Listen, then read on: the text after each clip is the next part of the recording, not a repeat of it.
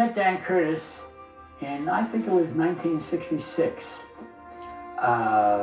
He was doing Dark Shadows, and we were introduced by a mutual acquaintance, Bob Costello, who was producing Dark Shadows for Dan. I had worked with Bob at Talent Associates, and we knew each other socially. And he thought Dan might be interested in having me do music. So I went up and met Dan, and we, just like that, we really dug each other immediately. And the rest is history. I did Dark Shadows for him, 25, 30, 35 films, I don't know, and Winds of War, and War and Remembrance, and beyond Winds of War and War and Remembrance, Intruders, and the new Dark Shadows, and blah, blah, blah. So that was it. That's the history that we have together, and it's a great history. Had a lot of fun over the years. One day, Dan called me. He had asked me to read the script of Winds of War, as a friend. And I read it, and I thought it was sensational. And that was it, And he called me about a week or two later. He said, "Colbert, you're doing it." I said, "I'm doing it?" He said, "Yes, you're doing it, Winds of War." I said, "Great." And I was really, really excited. And I was really, astonished, because, this is a Dan Curtis production, but it was also a Paramount Pictures production, so that means that Dan was not alone up there. He had other people to answer to. And they had been throwing around names like, let's get Leonard Bernstein, let's get John Williams, let's get, I don't know, names who had bigger public recognition than I did. And good old Dan, he said, "I want Colbert." He said, "I think Colbert is going to do a much better job for me than anybody else that you can name, and he's the guy I want." I found this out later, of course, after he had said, "You're doing it," And, fortunately it worked out great. Everybody congratulated him later and congratulated me, and it was terrific. When I started to do Winds of War,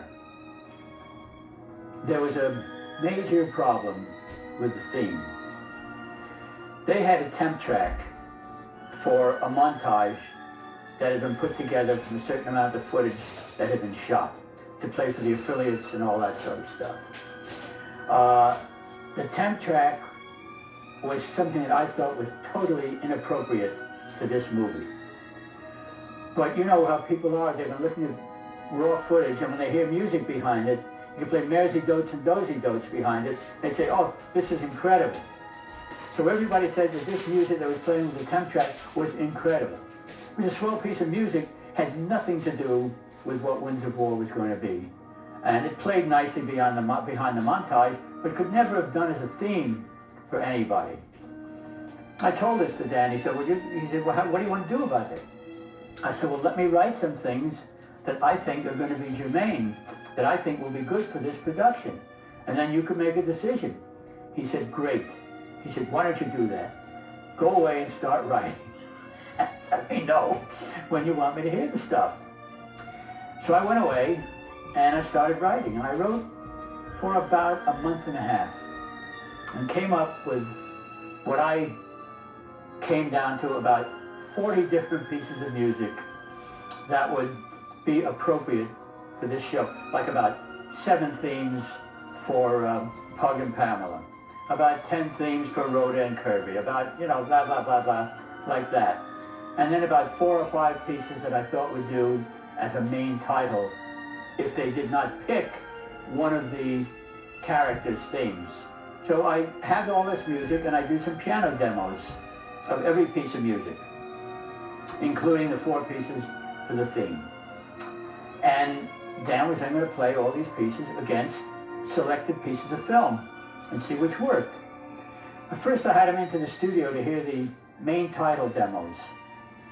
And since none of them sounded anything like the things they had been used to hearing, then he said, "No, none of those get me." One of them, incidentally, was da-da-da-da-dum, da-da-da-da-dum. One of them was the thing that we eventually used. So he left the studio, and I was downcast, because I had some terrific things in there. Every piece, by the way, got used eventually in the movie. And the musicians were flabbergasted, that he didn't like anything. And, we were depressed. I said, "Okay, let's just go on and do the piano stuff." And really too worried because I knew that I had some stuff in there that he was going to think be good for the main theme. Phone rings in the studio, and it's Dan on the phone. He said, Colbert, he said, I just left the studio, and Barbara Steele, Barbara Steele, who was the, one of the producers of the show, turned to me and said, Dan, you're crazy. She said, that last piece that he played for us is the most haunting thing I've ever heard in my life. So I suddenly felt better, and he said, so include that in the audition tape, okay?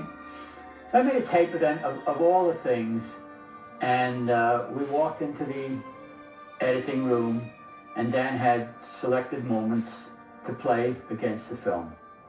Well, he started loving everything. I love this, I love this, I love this, and we were up to about 19 things out of the 40 that he really loves for various people. And then we get to this one piece that, that was questionable. And he said, let me see this. He said, where do you want to play it? I said, play it with Byron and Natalie the first time they meet. So the film comes to Byron and Natalie the first time they meet. This is just the piano playing. And blah, blah, blah. Dee-da-da-dee-da comes on. And it was magic.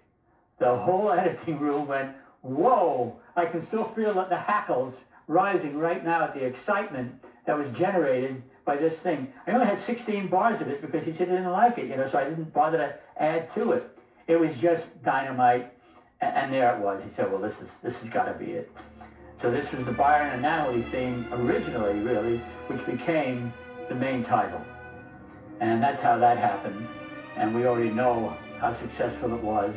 And the theme for Winds of War, obviously, was the theme for War and Remembrance. And I might as well drop in here that the reason that it was the theme for War and Remembrance, because everybody loved it so much for Winds of War. I personally had a different theme for War and Remembrance. I didn't want to go with the same thing. But I was only the composer, so what did I have to say about it? And I really loved the other thing, and it did get used in War and Remembrance. It became kind of Jastro's traveling theme. So at any rate, that's how come the theme was the same book, because everybody, ABC, Dan, everybody said, you're crazy? Of course we're going to use the same thing, That's how it happened. Failure turned into utter triumph. Once Winds of War was over, it was kind of a little depressing because, we'd all been so deeply involved in this 18-hour production. And, you kind of sit back and you say, well, what's next? And then Dan told me, several months later, that they were thinking of doing an extended War and Remembrance production. And I was thrilled to hear it. And I said, I assume I'm doing the music. He said, if we get there, of course you're doing the music. He said, I loved what you did. Everybody else loved what you did. And you had a good time. So there it is. And that's what led to my doing War and Remembrance. I'm really proud of just about every note that I wrote for this thing. I can't say that about every film that I've done, but this one, something went right and everything in War and Remembrance just worked. So I'm proud of those things, but what I'm really proud of is little things like, and not little things, big things. I got an unsolicited letter from Herman Wouk, saying, Dear Bob, it was grand to hear all the marvelous music from Winds of War, and the new things that you did were fabulous, particularly the Jewish bits and that horrendous death march to the gas chamber and things like that. Well, coming from the guy who's the fount of all this, coming from Herman, that to me was really exciting. And then there was a piece about me in the LA Times, and they called Dan for a quote, and Dan said, Colbert is a genius. He said his music adds things to scenes that I never even knew were there myself. And that's really exciting stuff. And even maybe topping that, my orchestra, which consisted of vaguely 60 people, all hard-bitten LA studio musicians who worked for every composer in the business. They got together towards the end of the scoring session and presented me with a plaque that says, to Bob Colbert, the best bleeping leader to work with, from all the bleeping musicians in War and Remembrance. And that to me, I don't think anybody's ever received this sort of a tribute before from musicians. That to me was really the icing on the cake. Writing music to a film is writing music to a film. Doesn't make any difference if it's 500 hours or 1 hour. You're still using the same mental processes, you're still using the same techniques, you're still using the same talent, so that there really is basically no difference whatsoever. I mean, you could make differences in this, that a 30-hour production has got a multitude of characters and a multitude of situations. So you need many more themes, much more thematic material than for a 2-hour movie, which has got basically one thrust. So in that sense, it's easier. In that sense, it's much more fun. And paradoxically, it's also more difficult. Go into a screening room with the director, producer, whoever's calling the shots. In this case, it was Dan. And you spot the film. And Dan there is pretty much calling the shots. Here's where he feels he wants music. Obviously, I am allowed to say, I don't think we should have music there, or I think we should have also music here. And then we discuss it and work it out. And I always hate myself for doing it, because usually he'll say, okay, do it both ways, you see? And we'll decide which one. But once I've done something both ways, I want it all in. Now, if I hadn't done it, the hell with it. But since I've written it, thought about it, recorded it, and everything else, I want to know, and that's where a lot of the fights came in. At any rate, so the basic spotting is over. And then I go home and write. And then he doesn't hear it again until we're on the scoring stage, until I've got 60 people sitting there, and I give the downbeat, and off we go. And he's back there in the control room with his eagle ear and his eagle eye. And Dan must okay every single note.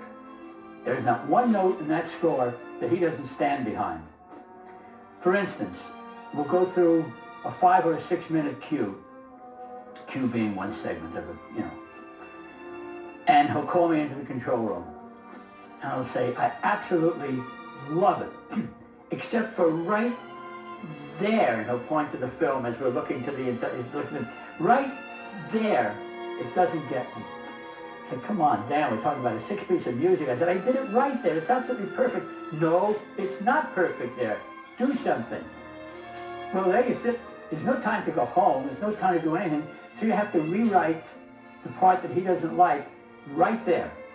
Right in front of the orchestra, you go out and you look at your score, and a lot of things are going on in here, and you say, okay, trumpets, B flat there, woodwinds, don't play there, violin, etc., etc., and you rewrite the entire thing, right there, the section he didn't like. Then you play it for him, and he says, yes, yes, that's what I wanted, you know, and you go record the entire thing. Well, this goes on all the time. There are many, many instances in which I turn around to the control room and I just get, you know, go ahead.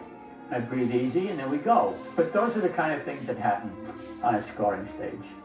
And it's exciting, and but it's really maddening.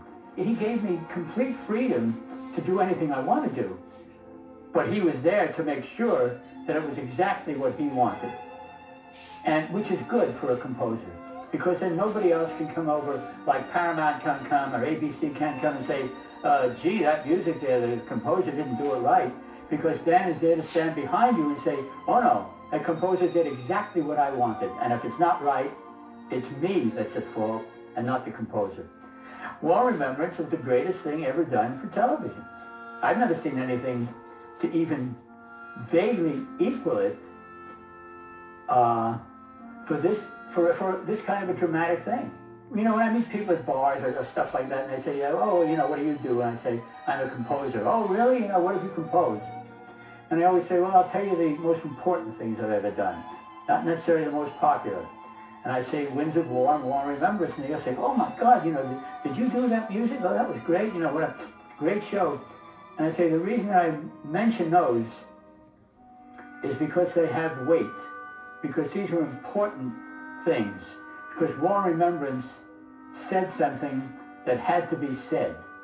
And this was before Schindler's List, and for me it makes Schindler's List look sick, didn't even come close to what we did. Of course, he only had 2.5 hours or something, and we had 30. But nevertheless, we did the greatest on this. And you can thank Herman and Dan and all the actors and, you know, and whatever my part was. I wish I had it to do all over again. Because in spite, you've heard about, you know, the hard work and everything else. And at one point we recorded, I think, with the orchestra 22 or 23 days consecutive. At Saturdays and Sundays, we're talking anywhere from 6 to 10 hours a day. And it was really hard work, but God, it was so much fun. I mean, you have no idea what it's like to sit in your room all by yourself and imagine what's going to happen. And, you know, you're writing this stuff down, and you say, well, this would be great here, and this would be great. You get into the studio, and you're standing there in front of 60 of the world's greatest musicians. And you go like this, and they all look at you, and you put your hand down, and they start to play it. This was just a piece of manuscript paper 4 days ago or 2 weeks ago or something, and there they are playing it, you know, the stuff that you've written, and it sounds absolutely marvelous. Well, you can go on doing that all day long, you know, if you're a composer. And so that, you know, that thrill is gone. And I don't think anybody will ever have that again. Well, that will happen in a 10-minute movie too, but not 24 days in a row. And then there was a hiatus for a while, and then another 13 days in a row. It was just exciting, exciting, exciting. And I loved it, and, you know, can't wait to do it again.